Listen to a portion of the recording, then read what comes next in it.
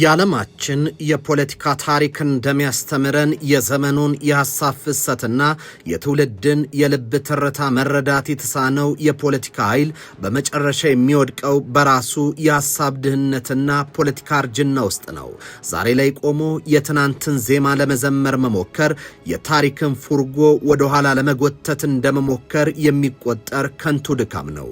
ይህ እውነት አሁን በትግራይ ምድር ላይ ዳግም ትርምስ ለመፍጠር እየተንቀሳቀሰ ባለው የህወሓት ቡድን ላይ በግልጽ ይንጸባረቃል። ህወሓት አሁንም ከግማሽ ክፍለ ዘመን በፊት በነበረው አሮጌ ፖለቲካ አስተሳሰብ እሳቤና አመራር ውስጥ ተቀርቅሮ ቀርቷል።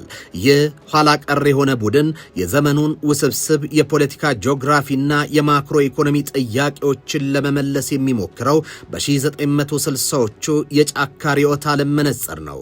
ታዋቂው የፖለቲካ ሳይንስ ምሁር ፍራንሲስ ፉኩያማ ፖለቲካል ኦርደር ኤንድ ፖለቲካል ዲኬ በተሰኘው መጽሐፋቸው ላይ ፖለቲካዊ መበስበስን ንድፈ ሐሳብ በስፋት ይተነትኑታል። ተቋማትና የፖለቲካ ድርጅቶች ከጊዜው ጋር አብረው ማደግና መለወጥ ሲያቅታቸው እንዲሁም አዳዲስ ሐሳቦችን ለማስተናገድ ሲሳናቸው ወደ ፖለቲካዊ ብስባሽነት ያመራሉ። የህወሓት ቡድን ያሁኑ የፖለቲካ ቁመና የዚህ ንድፈ ሐሳብ ሕያው ማሳያ ነው።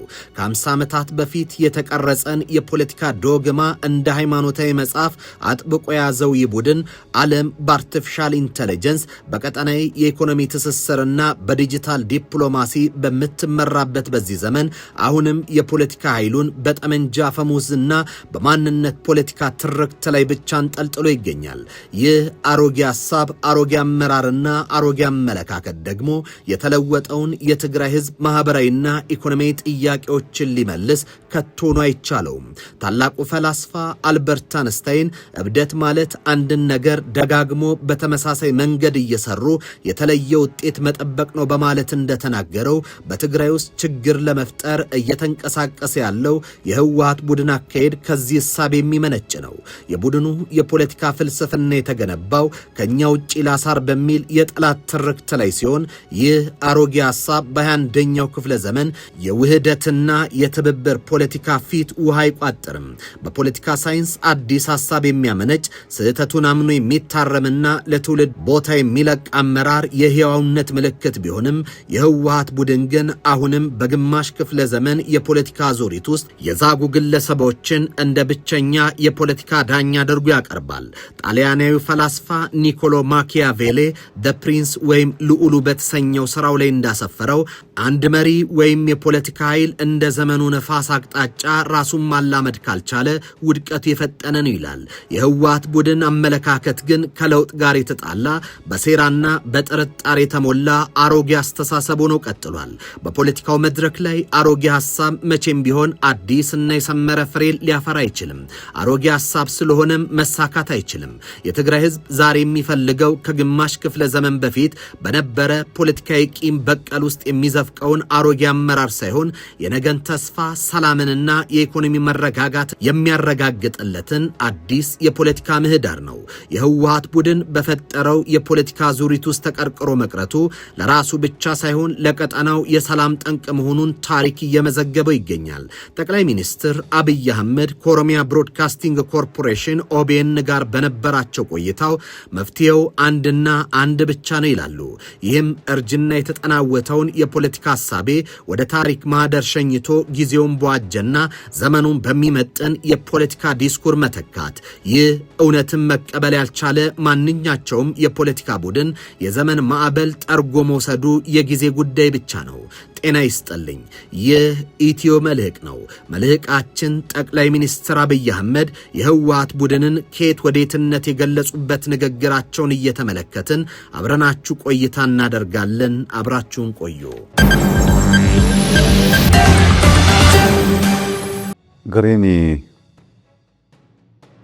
ወያኔ ትግራይ ከሰት በትግራይ ውስጥ ችግር ለመፍጠር እየተንቀሳቀሰ ያለው የወያኔ ቡድን አሮጌ የፖለቲካ ሐሳብ፣ አሮጌ አመራር፣ አሮጌ አመለካከት ያለው ነው። በትናንትናው አመለካከት፣ በትናንትናው አስተሳሰብ፣ በትናንትናው አካሄድ አንድ ዘዴ ሳይቀይር ፍላጎትና ጥቅሙን የህዝቡን ሳይሆን የራሱን ፍላጎትና ጥቅም እንደ ትናንቱ ማስቀጠል ይፈልጋል። አሮጌ ሐሳብ ስለሆነ መሳካት አይችልም። ለምሳሌ በ1980ዎቹ ህዝባችን እንደ ዛሬው ሳይነቃቃ፣ እንደ ዛሬው ነገሮችን ሳያገናዝብ እንደ ዛሬው ሳይደራጅ ሰዎች አንደኛ መሪ ሆነው እኛ ደጋፊና አጋዥ ሆነን አንደኝነታቸውን ተቀብለን ለሁለተኛነትም ብቁ አይደላችሁም ተብለን አብረን ተጉዘን ድላቸውን አስጠብቀንላቸዋል።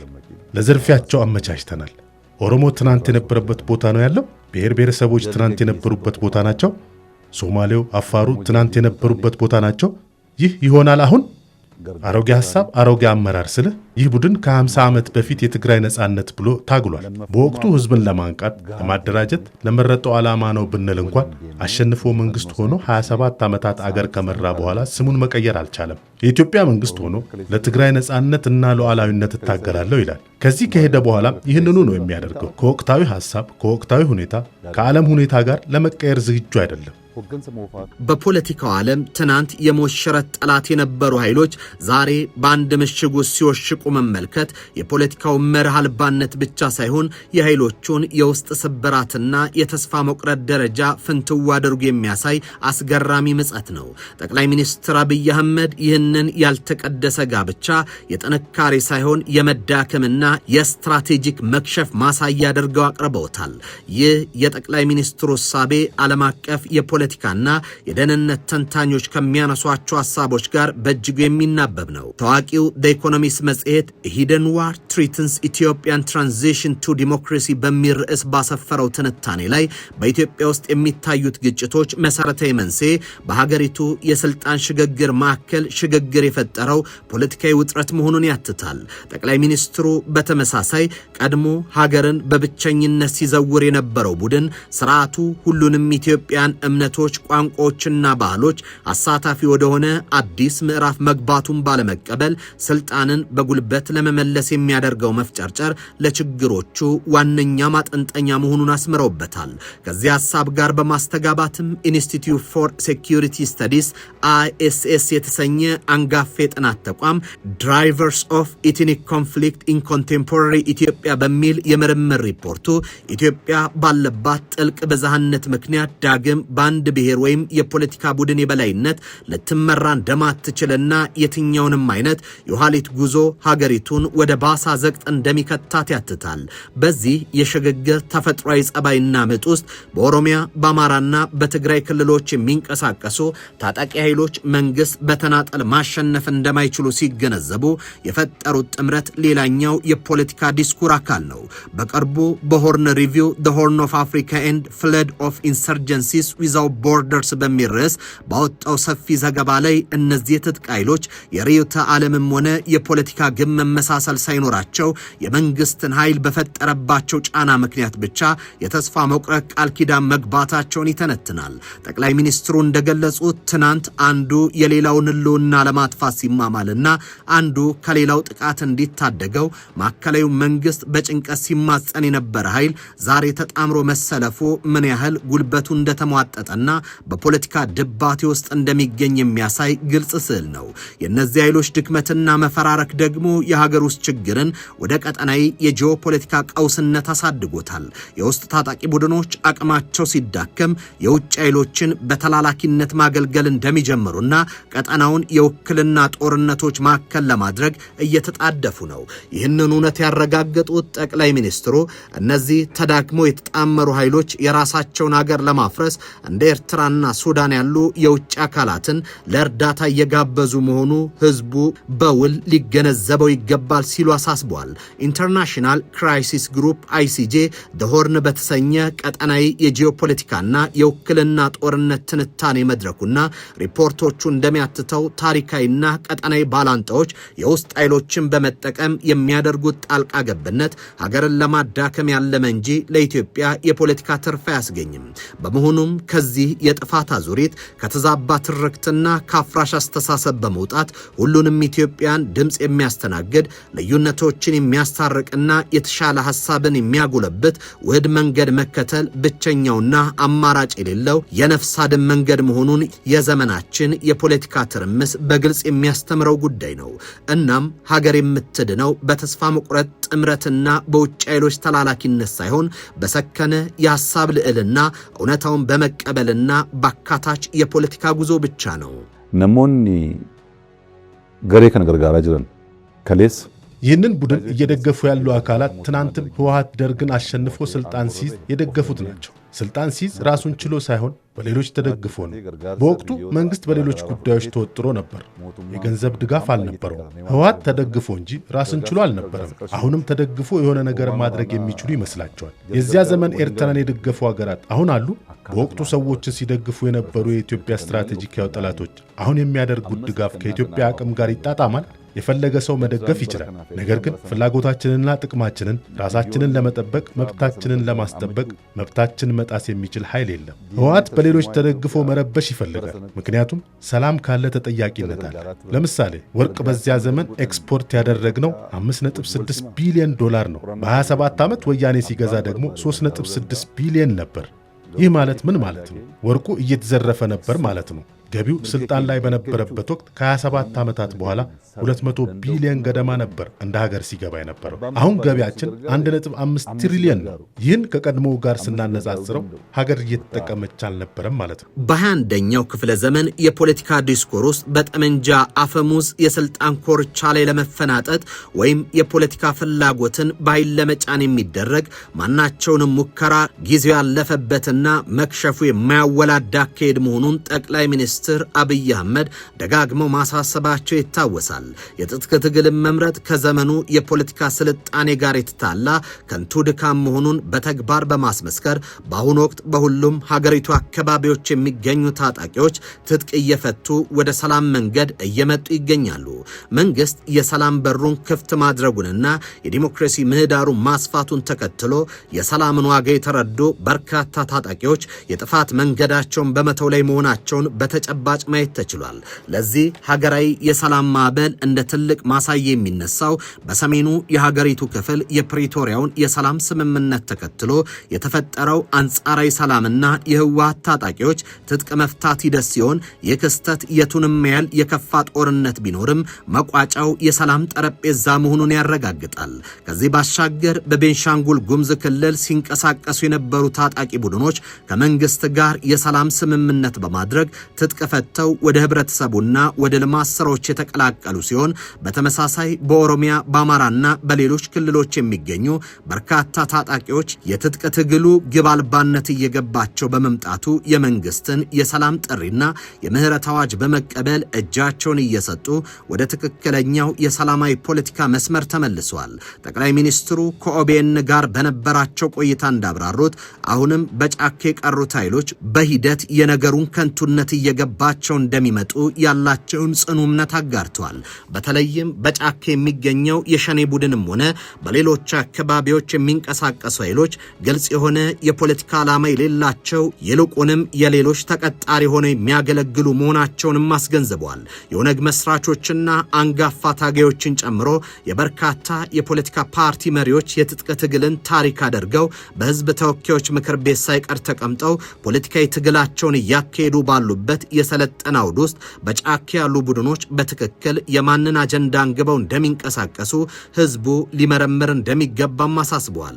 በመሆኑም በሁሉም የሀገሪቱ ማዕዘናት እየታየ ያለው ታጣቂዎች ትጥቅ ፈተው ወደ ሰላም የመምጣት አበረታች አዝማሚያም እንደሚያሳየው ማንም ይሁን ማናቸውንም አይነት የፖለቲካ ፍላጎት ጥያቄና አጀንዳ በሰላማዊ መንገድ እንዲሁም በሰለጠነ የምክክር አግባብ ማሳካት እንደሚችል አቅጣጫ በማስቀመጥ መንግስት ከልቡ ለሰላም የዘረጋው እጅና የሰላም በሩ አሁንም ድረስ ለሁሉም ክፍት መሆኑን በድጋሚ ያረጋግጠዋል። ጀልኩ ሚሶምሱም ቤከኒ ሚሶምሱ ከሮርሱም ቤከኒ እነዚህ ሰዎች ማልማትን አያውቁም፣ ማቀድን አያውቁም። ፕሮፓጋንዳ ግን ይችላሉ። አሁን እየተሰራ ያለውን ነገር ለምሳሌ አዲስ አበባ ከተማ ላይ እየሰራነውን ህወሓት እንዲሰራ 50 ዓመት ብትሰጠው መናገር እንጂ አፈር ነክቶ አገር መቀየር አይችልም። 27 ዓመት ሰጥተነው አይተነዋል።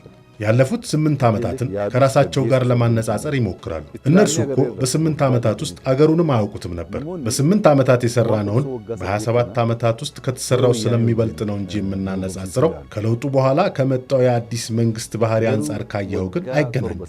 ስለዚህ እነዚህ ሰዎች ሰላምን አይወዱም፣ እኩልነትን አይወዱም። ሐሳባቸው፣ አመራራቸውና አመለካከታቸው አሮጌ ሆኖ ከዛሬ እይታ ጋር መራመድ አይችልም። ስለዚህ ድል ማድረግ አይችሉም።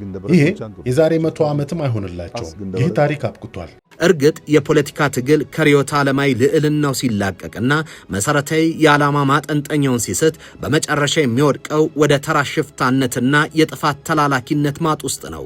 ቀደም ሲል የፖለቲካ እርጅና ውስጥና የመርህ አልባ ጥምረቶች ውስጥ የገቡ አካላት ዓላማቸው የረከሰና አቅማቸው የሟሸሻ ኃይሎች የመጨረሻ መዳረሻቸው ንጹሃንን ማሰቃየትና ሀገር ማፍረስ ብቻ ይሆናል። ጠቅላይ ሚኒስትር አብይ አህመድ የትጥቅ ትግል በዘመናችን ምን ያህል ፋሽን ያለፈበትና ርዕዮተ ዓለማዊ ኪሳራ የገጠመው መሆኑን ፍንትው አድርጎ የሚያሳይ ነው ብለዋል። በጫካ ውስጥ ተደብቆ ንጹሃንን ከመግደልና ከመዝረፍ የዘለለ አንዳችም ፖለቲካዊ ግብ የሌለው የሸኔ ታጣቂ ቡድን እንቅስቃሴም ሆነ በሌሎች ክልሎች የሚንቀሳቀሱ ታጣቂዎች የገጠማቸውን አደጋ አስረድቷል። ጦርነትና ግጭት አውዳሚ መሆናቸውን የተገነዘቡ በሺዎች የሚቆጠሩ ታጣቂዎች በየዕለቱ የሰላምን መንገድ እየመረጡ ወደ ህብረተሰቡ መቀላቀላቸው የጥፋት ኃይሎች የገነቡት ያልተቀደሰ ጋብቻ ከመሰረቱ እየተናደ መምጣቱን በግልጽ ያሳያል። ይህ በሺዎች የሚቆጠሩ ወጣቶች ወደ ሰላማዊ መድረክ መመለስ በጫካ የቀሩት ኃይሎች ላይ የሚፈጥረው የሞራልና የስነ ልቦና ስብራት ቀላል የሚባል አይደለም። የፖለቲካው ዓለም ትልቁ ምጸት የሚገለጠው ደግሞ በታሪክ አጋጣሚ ነው። ጠቅላይ ሚኒስትሩ እንዳስገነዘቡት የኦሮሞን ህዝብ ትግል በዋናነት የጀመሩ ያደራጁና ዘመናቸውን በሙሉ መስዋዕትነት የከፈሉ አንጋፋ ፖለቲከኞች የትጥቅ ትግሉን ታሪክ አድርገው በፓርላማና በተለያዩ የንግድ ስራዎች ላይ በሰላም እየተሳተፉ ይገኛሉ። የትግሉ አውራዎች ሀገር ሲገነቡ አሁን በጫካ ውስጥ ያለው ኃይል የማንን አጀንዳ እያስፈጸመ እንደሆነ ወጣቱና መላው ህዝብ ቆም ብሎ ሊጠይቅ ይገባል። የተጣመሩ የጫካ ኃይሎች የራሳቸው የፖለቲካ አቅም ሲሟጠጥ እንደ ሻዕቢያና እንደ ሱዳን እንደዚሁም ግብጽ ላሉ የውጭ ኃይሎች ተቀጣሪና የውክልና ጦርነት አስፈጻሚ መሆናቸውን ማስተዋል አይከብድም። ስለዚህም ዛሬ ላይ ጫካ ያለው ኃይል የሚታገለው ለህዝባዊ ዲሞክራሲ መብት ሳይሆን የተዳከመችና ያልተረጋጋች ኢትዮጵያን ለመፍጠር ከሚቋምጡ የውጭ ባላንጣዎች ቅጥረኛ በመሆን ነው። እናም ለጠንካራና ለበለጸገች ኢትዮጵያው መሆን ባንዳና ባንዶችን መታገል ይገባል። የተከበራችሁ የኢትዮ መልሕቅ ቤተሰቦች የዛሬው መልሕቃችን በዚህ ተጠናቋል። በቀጣይ በሌላ ምዕራፍ እስከምንገናኝ በያላችሁበት ሰናይ ጊዜ ይሁንላችሁ።